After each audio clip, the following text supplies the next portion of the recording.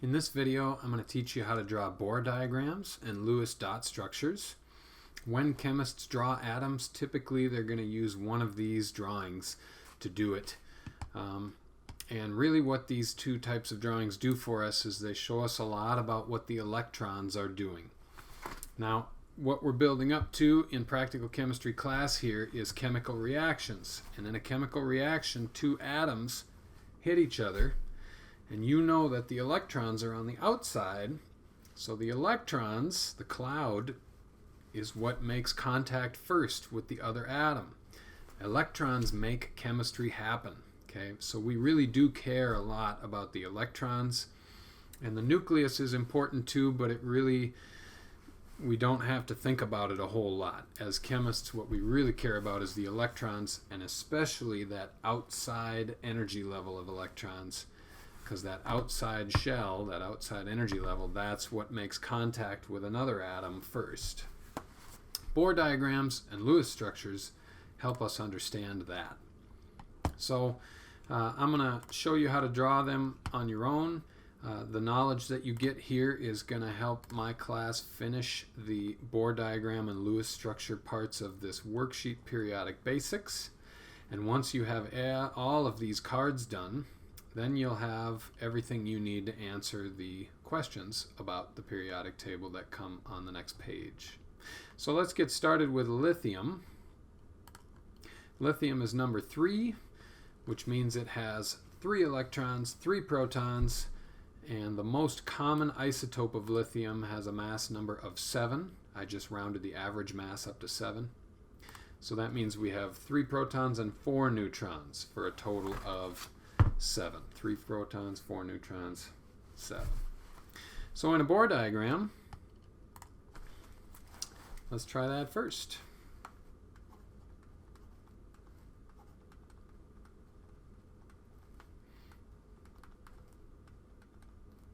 And I'm going to do lithium 7, that specific isotope. Now, a lot of teachers will have you start with that first ring, and I'm going to put a couple of rings on this, and inside of that ring most teachers are going to have you draw how many protons and neutrons go inside, but some don't. On my worksheet it's totally optional, you don't have to put anything in the middle, but for this drawing I will. So 3 protons, 3p plus, 4 neutrons, that's the nucleus in the middle. And then what we really care about is the electrons. Now, maybe you remember from when we were building atoms that you can only fit 2 electrons on that first ring. And then you have to start filling the second ring, and you'll notice here that this picture looks a lot like what we're drawing. Okay, a Bohr diagram looks a lot like this picture. And so to do the electrons, you just add dots according to the rules. Okay, so there is the Bohr diagram for lithium. Here's another example without the middle. If we just do a couple of rings. Forgot to change my pen color. And my rings are ovals. That's okay. Let's do green electrons this time. Oh, I did green rings. Oof, things are getting messy. This is perfectly acceptable for most scenarios to not put the protons and neutrons in the middle. But just so you know, that's there. So rules. This is what you really need to remember to do these Bohr diagrams. First shell holds 2 electrons. Okay, second shell up to 8. Third shell up to 8 again. There is a 4th, 5th, 6th shell, 7th I think even too. For Bohr diagrams it starts to get really complicated, and nobody ever bothers drawing Bohr diagrams for anything bigger than the 3rd shell.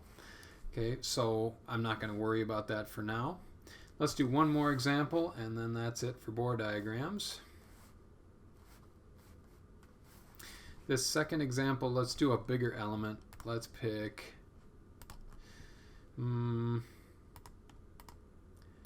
Let's go all the way up to potassium. So potassium's number 19, and it has a mass of 39. So example 2, potassium 39. So we're going to need some rings. And I happen to know ahead of time that this is going to require 4 rings. Later on in class, you'll learn how to know that ahead of time as well.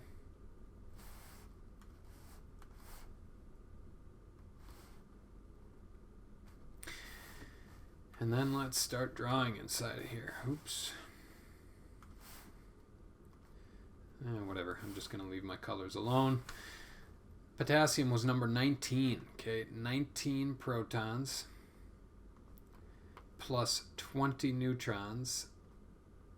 That gives me 39 total for my mass number. 19 electrons is how many I'm going to need. And just a reminder, I'm getting that from the atomic number. 19 is the number for potassium. That means 19 protons and 19 electrons. So I got to draw 19 electrons following these rules. Start on the inside.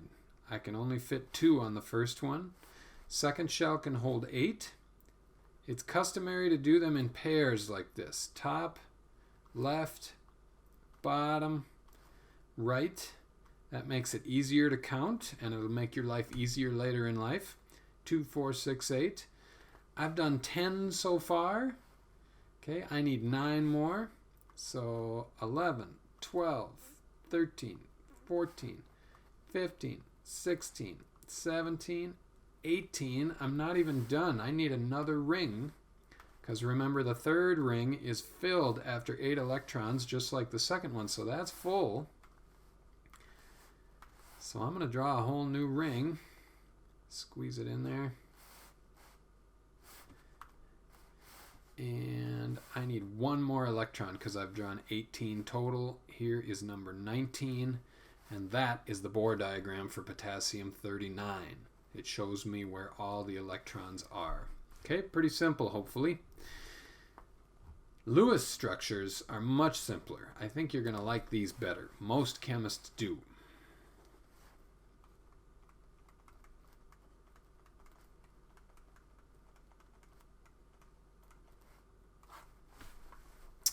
Definition you need to know first. There's a new word here, valence electrons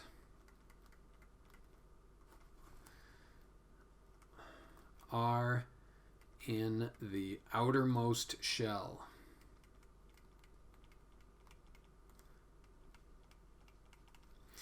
Remember I told you when 2 atoms collide, it's those outside electrons that hit first.